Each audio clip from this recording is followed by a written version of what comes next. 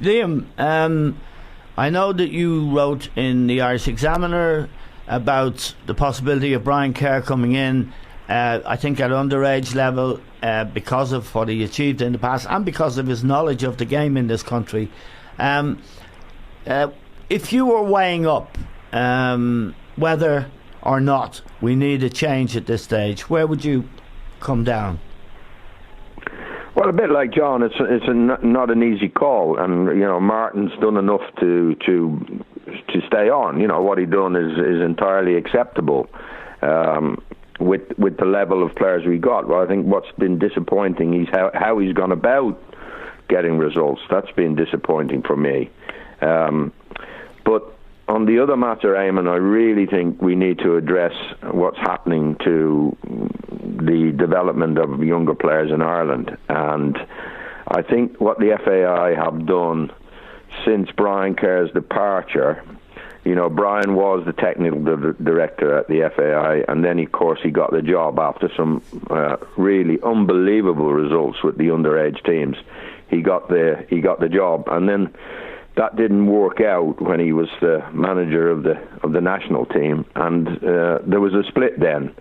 And since then, John Delaney's taken over as the chief executive, and he's brought two Dutch guys in to look after the development of the younger players in Ireland, and I think that's been a mistake. I don't think they have a real knowledge of what goes on in Ireland, and I don't think their methods have worked, and I think that's borne out by the fact that I haven't seen a young player from Dublin or from Cork appear on the horizon, not even on the horizon, Eamon. Yeah. That they would go on and have the potential to play in our team. And I'm talking about players of quality. I'm not talking about players who come in and get capped. I'm talking about players of real quality that have a reputation at very high club level. So I think that has to be addressed, and I think Brian Kerr, in his time as technical director, was producing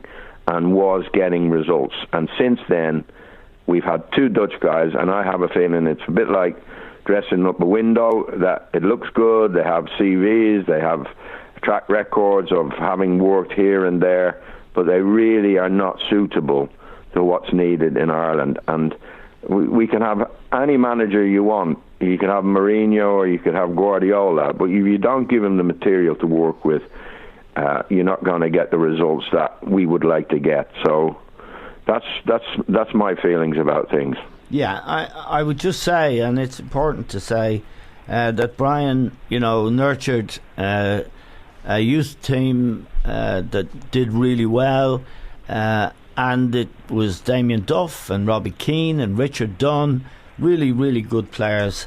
But I want to go back to the thing of the style of football. I mean, in my opinion, I just thought that I think it's possible to make a case for Martin O'Neill, as you've done, John, and as I think you probably might, Liam. I think it's also possible to make a case that with Giovanni Trapattoni and with Martin O'Neill, both of them coming from outside, looking at our players and coming to the conclusion they're not good enough to play a football game, a passing game, and acting accordingly. And I think Jack Charlton came to the same conclusion, which was crazy given the players that he had at his disposal. So my solution is Stephen Kenny at Dundalk, and before that at Shamrock Rovers. He's a top class coach. Amazing what he did at Dundalk. Almost got into the group stages of the Champions League, only for a dodgy decision at Lansdowne Road against Legia Warsaw, I think it was, and loses his best players, then rebuilds his team, back in the cup final, second in the league this year. I think we've got to deal with the problems, and I would say if we have Kenny, the thing about the argument you both make about Martin O'Neill, I think it's a fair argument, but there's a counter argument. John, I put it to you first. Michael O'Neill with the Northern Ireland team over a long period of time now, 3, 4, 5 years, with hardly any quality. Johnny Evans, who's a central defender, Davis from Southampton, who's a good player, but also people like Kyle Lafferty who couldn't get in the Norwich team. They say Wes can't get in the Norwich team. Kyle Lafferty wasn't ever in it, and he was scoring goals for Northern Ireland. Now, Michael O'Neill has got a bunch of journeymen, really, playing football right up to now. They were robbed against Switzerland. Penalty given against them at home, which was never a penalty. And they went and played really well in both legs, but playing football. I think Stephen Kenny could do that. I also think Brian Kerr would be... I was influenced in my thinking by what Liam wrote in the Examiner, that Kerr knows the territory. These guys from Holland don't know the territory, and he's done the job before. That would be addressing two issues. One, the national team as it is. Two, the future. Because... I should say this now, we're going to lose John Walters, probably, Darren Murphy, John O'Shea, Glenn Whelan, Wes Houlihan. There's 5 players from the present squad are not going to probably be involved in the future. So where do we go? So whilst I can see the argument made for Martin O'Neill, the killer for me is the way he has the team playing time after time. And we have got results with it.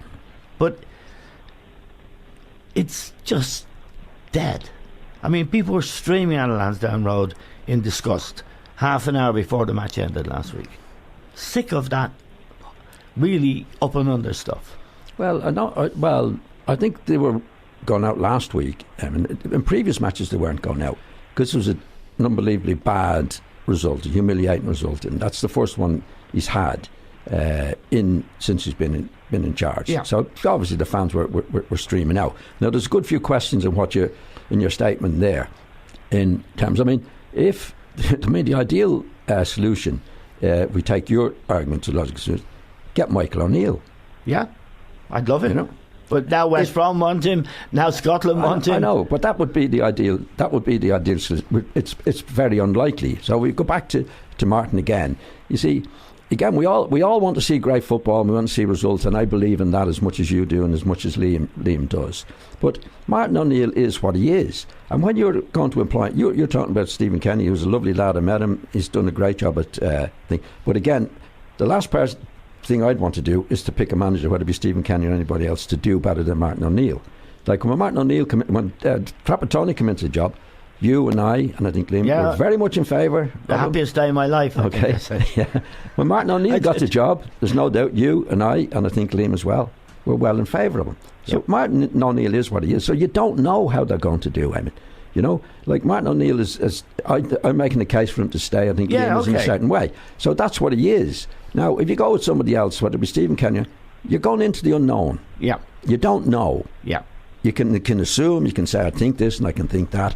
Stephen is a lovely lad. Next year you could be saying, Jesus, Martin O'Neill, I wish we had Martin O'Neill back. Okay. Right. That's the nature of the job. All right. The point, Liam, about the future, with those players I've named, John Walters, Darren Murphy, John O'Shea, Glenn Whelan, Wes Houlihan, we're in trouble, aren't we, Liam, with 5 of those? Yeah, very much so. I think where it has worked for us and it has opened up for us is that UEFA, in their wisdom, have made it very possible for an ordinary team to qualify for their competition at the end of qualifying situation. Like when I played and when John was manager, only 8 teams qualified for the finals in Europe. Now there are 24.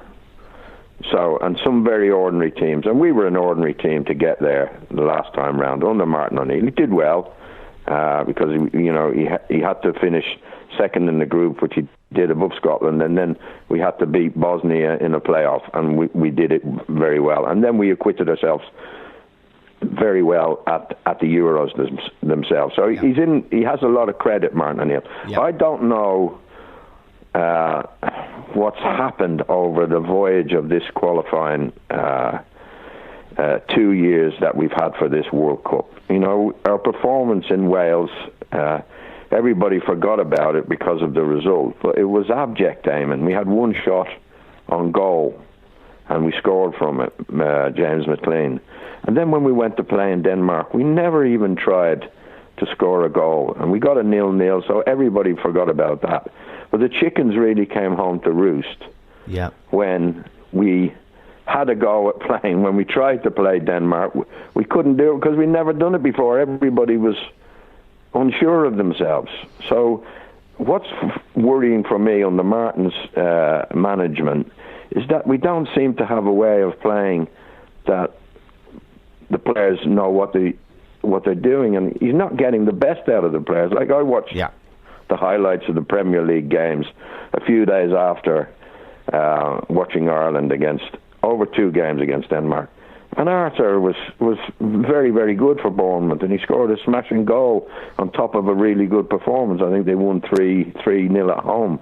Burnley won well at home. I think they beat Swansea. And Hendrick was influential. He put a lovely through ball in for a Burnley striker to score. We just don't see that under Martin, and I don't know why. Because I think you wrote in your paper, Eamon, or you said it on the TV, Martin O'Neill was a fine midfield player. He's got Roy Keane, one of the best midfield players that you've ever seen. Yeah. And yet our players, you know, are not allowed or don't seem to, you know, they seem stifled. They seem restrained. Isn't that's what's frightening me going forward. Yeah. Are we going to have more of that? Because if we're going to have more of that, I don't want it, to be honest. Yeah. I don't want to dig up the Wes Hoolahan thing, except to say this, that the absence, John, of Wes in key games, it really sent a signal out that, look, Martin doesn't want that kind of thing. And Wes would have helped greatly in Copenhagen and in the Aviva. Would you... And therefore, the point that Liam makes is that despite the fact that we're not advocating the sacking of Martin O'Neill, there is a terrible worry that it's going to get worse. No, there's no doubt about that. I mean, I'm making a case where I think Liam is making, and you probably are as well. And I didn't agree with everything Martin O'Neill did by any means. No, because I don't think Martin O'Neill actually believed in the players. No. I don't think he believed in Wes Hoolahan. If you don't believe in Wes Hoolahan, then you don't believe in playing. Yeah. Now, if you go back to the first match with Martin, when we went to Serbia, for example, this was the fortress. This was a great team. This was this was that. Actually, Serbia weren't a good team. And they were missing 2 big players that night, Kolarov and Matic. Yeah, and they'd had a bad time in the qualifying for the Euros. Yes. So it wasn't actually a fortress. And the goalkeeper was the worst goalkeeper I've ever seen in my life. Yeah. Right? So I think Martin's approach to it was a bit like Trapattoni's. We don't, and I think he said it in the last yes, he did. That we don't have the players. Right, we don't have any world-class players, but the point is nobody else has. Exactly. We're exaggerating Serbia. Look, we've gone through this group. Georgia, average. Wales, we took 4 points off. Yeah. Wales, who won. Austria are supposed to be a threat. Beat them well. Yeah. Over there. Serbia beat us by a point, Damon. Yes. On the group. Right. And they took 5 points off us, I think. Okay. Or 4 points out of it. We got 1 point from it. So I think what Martin has done, to be honest, is exaggerating the negative. Yes, of the opposition. Yeah. You know, even at the end when he was had a go at Tony Donoghue, he said, I think we've done really well to get into these playoffs. Yeah. Now, I don't agree with that. I think it was there for the taking if we had the confidence. And this is what I think you're worried about. If Martin stays, and he's going to have the same attitude again, we're going to get much of the muchness. Much of the muchness. But there again, much of the muchness was qualifying for one tournament that he was in and getting to the... Right. See, the idea of playing in a certain way is great. And I think it's the way to do it. But if Martin doesn't believe that, but gets results, and that's what everybody's saying. Now, don't forget, after Denmark, there was nobody saying, or very few people saying, well, we didn't play well. You know, we got the draw that's needed. Well, away from home. I said in the Irish Daily Star, anyone who thinks that the 0-0 draw in Copenhagen is a good result, and the words were, is off their trolley. Yeah. But we'll leave that. Anyway, no, that was your opinion, but I'm saying... Yeah, because a 0-0 away isn't it's a bad result in a playoff situation. Well, it can be, but it was the manner in which we tried to get the result. We never looked like scored. I'm not talking about your response. The general response was, a draw away from home, that's great, we'll win at home. And it backfired on us. So, like in the case of Martin, I don't think if Martin continues, he's going to change his ways. No. I don't think he's going to change his ways. But then the option is, do we go with Martin's ways with a good chance of qualifying like we did in the first and in the second group? I'm... Marginally, yes. You're going marginally, yes. Marginally. Okay, and I think we need a root and branch thing, but that's kind of, as you've pointed out very eloquently, John, that's a dangerous road perhaps when you don't know what you're getting. But I just put a last point to you, Liam, about this before we move on. The job Michael O'Neill did with Northern Ireland, and not just in this campaign, to get them to the Euro finals, where they acquitted themselves really well in the tough group against Germany. I mean, he's done an amazing job. And can we extrapolate from that if you believe in the passing game, if you take the point John made, there's not many great teams out there, that Michael O'Neill has shown us with lesser players than we've got, that it is possible to play the game of football and get results. Well, yeah, and your point about having lesser players than we've got is absolutely right. But I did see Northern Ireland play in the Euros when they got there in a very, very defensive way. I did watch them play Switzerland, and I thought they were very unlucky. They did play on the night, and they did try to break on the night. Michael O'Neill his management is there for everyone to see, and that's why I think he's been wanted by quite a few. He has a few options, Yeah, and the point about him, in a way, Liam, is that he's Scottish, but he was managing Shamrock Rovers here. He knew the local scene. He believed in the local players. He wasn't like Trapattoni and Martin O'Neill coming from outside and saying, we don't have the players. He was actually a guy who was actually working here. Yeah, he has worked here. I think it didn't work out for him in Scotland when in his early days in management. But that's right. He's bounced back. He did a really good job at Shamrock Rovers, and then he got the Northern Ireland job. And we all thought, oh, why is he taking that? He can only go one way with that, and it's not going to work for him. And the man did miracles, Right. So his stock is high, but I'm frightened, Eamon, that with any manager we're going to struggle. Do you know what I mean? Yes, and I do. That's why I think we need to address why we haven't got the players that we once had, and that needs to be looked at. And I think any manager taking over the Irish team, or if Martin continues, all I want to see is we've got to be organised and we've got to be hard to score against, but I want to see us play on top of that. Okay, well then I think we're pretty clear about what we want.